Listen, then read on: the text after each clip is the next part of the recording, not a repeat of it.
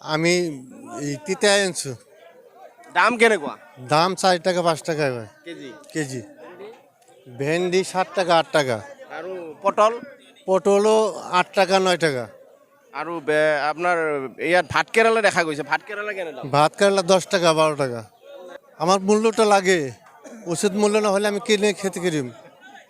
1 KG সার কিনবা গেলে 40 টাকা লাগে। আমার খেতি বাদ দিব লাগবে, খেতি ন করবার। আজি আমি জাংলাটা কাটি দিম বলে ভাবছো, কি করিম আর? 1 টাকা আমার 5 টাকা দাম দিয়েছে, 1 টাকা ভাড়াই আছে। আর আমি কি বিক্রি করে কি পাম? আমার পরিয়াল না চলে তো। ধানের খেতি নাই আমার তার।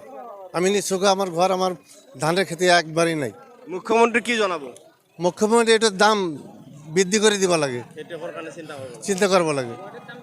হ্যাঁ, গুয়াহাটির তো দাম বেশি। ইমান কষ্ট করে খেতি করছো, খেতির উচিত মূল্যটা আমি পাওয়া নাই। বাজার একদম ভয় হয়ে আছে, মানে বতর নাই, বতর পড়া নাই। এখানে খেতি সবজি বিরাট আমদানি হয়ে আছে, সবজির তো উচিত মূল্য পাওয়া নাই আমি।